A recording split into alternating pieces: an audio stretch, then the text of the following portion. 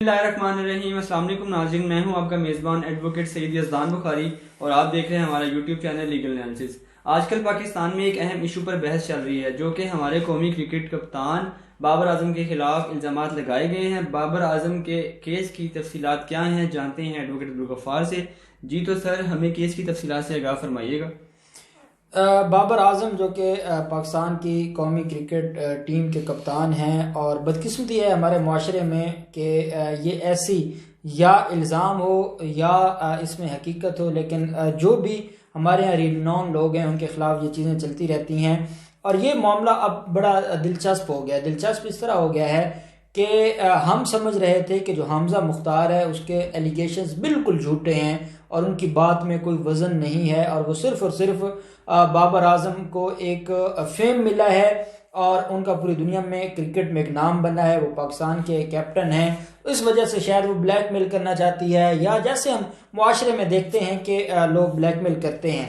लेकिन अब चीज़ें बड़ी गंभीर होती जा रही हैं और चीज़ें हकीकत की तरफ जा रही हैं, जो ये पिछले 2 दिन में डेवलपमेंट हुई है। पहले तो मैं आपको ये बताना चाहूँगा कि हमजा मुख्तार ने एलिगेशन ये लगाया था जो बाबर आजम के ऊपर कि 2015 से हमारा रिलेशन था और ये मुझे अपने घर से ले गया था बाबर आजम, और एक अलग हमने घर लिया था, वहाँ पे हम रहते थे, और ये मेरे साथ इसके जो है वो जिस्मानी तल्लुकात थे और मुझे झांसा दिया इसने शादी का, और झांसा देकर मेरे साथ जो जिस्मानी फिजिकल रिलेशनशिप है वो रखा।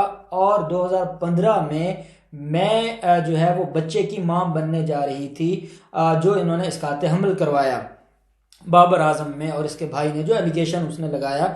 फिर ये सारी चीज़ें करते करते कि अब क्योंकि वो उनको फेम मिल गया, वो मेरे साथ शादी नहीं करना चाहते। क्योंकि शादी नहीं करना चाहते तो ये जो सारा मामला है ये अब जाएगा, ये जो केस है अब रेप का केस होगा, क्योंकि जिस्मानी तल्लक है और जो शादी का झांसा दिया गया है और जिनसी तल्लक है। अब मैं आपको एक और बात बता दूं, हमारा इस वक्त जो पाकिस्तान पिनल कोड की मैं बात कर रहा हूँ, जो हदूद लॉज हैं उसकी बात नहीं कर रहा। पाकिस्तान पिनल कोड में जो है वो 2 चीज़ें हैं। एक तो ये है कि रेप का एक हमारा सिस्टम है और रेप का एक कंसेप्ट है। एक तो ये चीज़ है जो हमारे सामने आती है, और दूसरी तरफ हम एक और चीज़ देखते हैं। तो जो दूसरा इसमें मामला होगा वो फोर्निकेशन का होगा। फोर्निकेशन से क्या मुराद है? फोर्निकेशन से मुराद है कि वो बाहमी रजामंदी से उन्होंने जो है वो जना बेरजा किया है, तो वो फोर्निकेशन क्या है, और उसकी सजा ये 496B है पाकिस्तान पिनल कोड का, जिसके तहत उनको सजा दी जाती है और दोनों को 5 साल सजा है और 10,000 फाइन है। अब जो इनके एलिगेशंस हैं, ये एलिगेशंस 376 की और 375 की जो रेप की डेफिनेशन है उसके ऊपर तो पूरा नहीं उतरते। अब अगर इनका कोई रिलेशन था और एक बालिग लड़की थी और वो किसी रिलेशनशिप में रही थी तो वो फॉर्निकेशन में चला जाएगा। खैर मामला इन्होंने ये एक दरख्वास्त लेकर गए थाना नसीराबाद में, वहाँ दरख्वास्त फाइल की, मुकदमा दर्ज ना हुआ और ये आ गई सेशन जज के पास। सेक्शन 22 से 22B CRPC के तहत एक पिटिशन फाइल कर दी अंदराज मुकदमा की। हमने 22 से 22B पर पहले एक दिन तफसीलन बात भी की है कि 22 से 22B उस वक्त की जाती है जब आपकी दरख्वास्त पर पुलिस वाले मुकदमा दर्ज ना कर रहे हो। 22 से 22B की पिटीशन फाइल की जाती है और ये जज हैं मोहम्मद नईम, इनकी अदालत में ये एडिशनल सेशन जज हैं। उन्होंने पुलिस से जब रिपोर्ट तलब की तो पुलिस ने कहा कि ये ऐसा कोई वकूआ नहीं है और ये सारी मनगढ़ंत एक स्टोरी है और ये सारी कहानी है और इसमें कोई हकीकत नहीं है। बाबर आजम के वकला भी पेश हुए। बाबर आजम उस वक्त मेरे ख्याल में न्यूजीलैंड के दौरे पे थे, तो उन्होंने मीडिया से तो खैर आज तक बात नहीं की, लेकिन उनकी जो वकला टीम है वो इस सारे मामले को देख रही थी। पुलिस की रिपोर्ट आ गई और उस रिपोर्ट के बावजूद अदालत ने, एडिशनल सेशन जज ने, रिपोर्ट भी बाबर आजम के हक में आई कि ऐसी कोई बात नहीं है और ये सारा वकूआ जो है ये जाली है। उसके बावजूद जो जज है मोहम्मद नईम, उन्होंने जो है वो पुलिस को ये हुक्म जारी किया कि सेक्शन 154 CRPC के तहत इनकी जो स्टेटमेंट है वो रिकॉर्ड की जाए। सेक्शन 154 कौन सी है? फिर मैं आपको याद करवाऊंगा। जो हमारा FIR का जो था केस था, जो हमने FIR के ऊपर एक लेक्चर दिया था, एक वीडियो की थी, वो सेक्शन 154 FIR दर्ज होती है 154 CRPC के तहत। तो जो है वो इन अदर वर्ड FIR दर्ज करने का हुक्म जारी कर दिया। और उसमें क्या था कि जो इसकात हमल का भी था और साथ जो जिनसी तल्लुकात रखे गए और जो वो फिजिकल रिलेशनशिप था, वो सारी चीज़ों को देखा गया। अब आज इसको चैलेंज किया जाता है लाहौर हाई कोर्ट में, और जस्टिस असजद जवेद गुराल साहब हैं, उनकी अदालत में इस केस की समाअत हुई और बाबर आजम की तरफ से जो वकील थे हारिस अजमत साहब, वो रिप्रेजेंट कर रहे थे बाबर आजम को और इसमें पिटिशनर थे।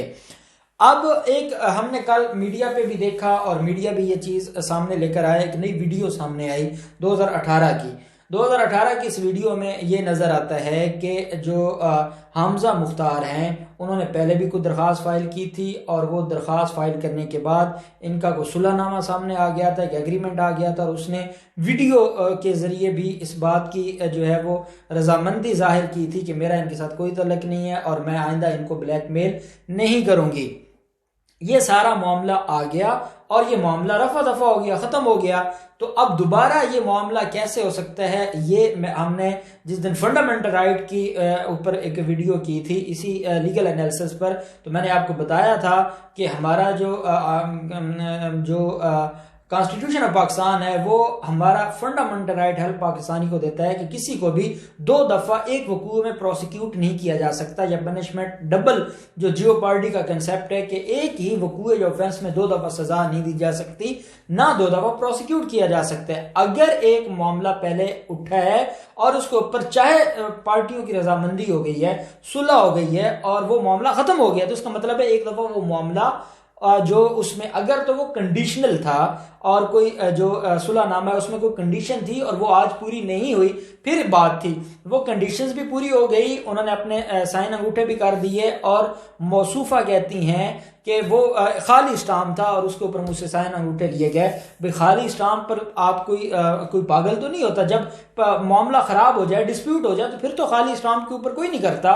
तो ये जो मामला है और फिर वीडियो सामने आ गई, तो ये सारी चीजें आज अजमत हारिस साहब ने अदालत में पेश की और अदालत को बताया कि ये इस तरीके से ये ब्लैकमेल कर रही है और वो कौमी क्रिकेट टीम के कप्तान है। पूरी दुनिया में जो है वो पाकिस्तान की इंसल्ट हो रही है, पाकिस्तान के एक अच्छा खिलाड़ी है और उसको जानबूझ के ब्लैकमेल किया जा रहा है और ये दुश्मन के एजेंडे पर काम हो रहा है और दुश्मन चाहता है कि पाकिस्तान का जो एक अच्छा फ्यूचर है क्रिकेट में, उसको तबाह किया जाए। और ये इस वजह से दोबारा जब उरूज मिला बाबर आजम को, तो ये दोबारा मामला इन्होंने उठाया है और ये ब्लैकमेलर हैं। दूसरी बात उन्होंने वही की कि जब पुलिस ने नेगेटिव रिपोर्ट दी है तो जस्टिस ऑफ पीस कैसे मुकदमे का ऑर्डर कर सकते हैं। साथ ये बात की है कि जो वीडियो वायरल हुई है उस वीडियो में वो खुद इस बात को तस्लीम करती है कि हमारा राजीनामा हो गया है और मेरा अब इसके खिलाफ कोई एलिगेशन नहीं बचा और मैं किसी भी मामले पर दोबारा इसके खिलाफ कोई कार्रवाई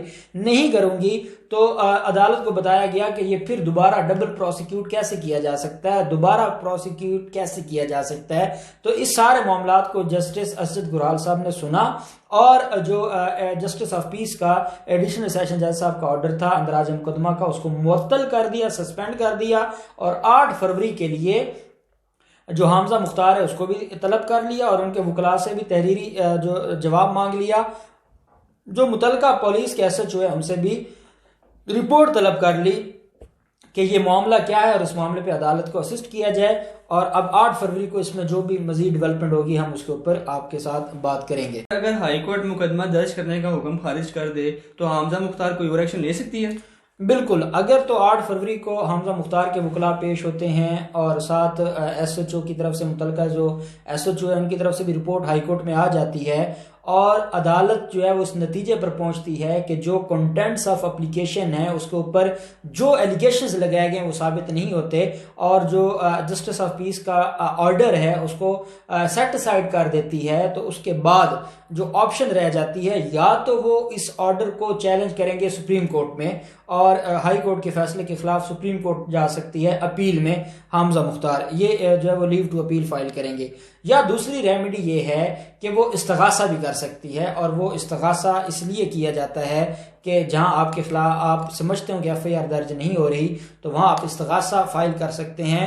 और हरगिज इसका ये मतलब नहीं है कि अगर हाई कोर्ट ने आपकी जो दरख्वास्त है जो अंदराज मुकदमा की थी उसको खारिज कर दिया है तो आप इस्तगासा नहीं कर सकते। इस्तगासा की रेमेडी फिर भी आपके पास अवेलेबल है और इस्तगासा में फिर जो ट्रायल कोर्ट है उसने देखना होता है कि आया इस केस में कोई, हाँ ये जरूर है कि जो बाबर आजम है उनको एक अच्छा स्ट्रॉन्ग पीस ऑफ एविडेंस मिल जाएगा जब मेरिट के ऊपर हाई कोर्ट उनकी दरख्वास्त खारिज करेगा जो अंदराज मुकदमा की थी हमजा मुख्तार की, और उस बुनियाद पर रिलीफ मिल सकता है। लेकिन ये हरगिज नहीं है, मैंने कुछ टीवी चैनल्स पे देखा है वो कह रहे हैं कि नहीं बस खत्म हो जाएगा। तो अगर रेमेडी ये अवेलेबल होती है कि अगर आपका जस्टिस ऑफ पीस का ऑर्डर सेट असाइड हो जाए तो फिर उसके बाद भी कार्रवाई हो सकती है। तो अब ये सारा मामला जो है वो देखने वाला है और ये बड़ा एक मैं समझता हूँ being the student of law ये एक बड़ी अहम एक जजमेंट आएगी कि आया जो ये एलिगेशन लगा रही है कि मुझे झांसा दिया और इतने साल तक मेरे साथ जो है वो फिजिकल रिलेशन में रहा और फिर बच्चा जो है इसकात हमल भी हुआ, तो ये सारा मामला क्या वो इतनी बच्ची थी या क्या वो इतनी इनोसेंट थी या कैसे उसको बेवकूफ़ बनाया गया, क्या हाई कोर्ट इसको फोर्निकेशन में ले जाएगा और फोर्निकेशन में ले जाएगा तो क्या हमजा मुख्तार अपनी जाल में खुद फंस जाएंगी। ये सारी चीज़ें जो हैं फिर आने वाले दिन बताएंगे। तो इसमें जो भी 8 फरवरी को मज़ीद डिटेल्स होंगी हम अपने नाज़रीन के साथ शेयर करेंगे। जी तो नाज़रीन ये था हमारा आज का मौजू, हम कल नए मौजू के साथ हाजिर होंगे। अल्लाह हामिद नासिर।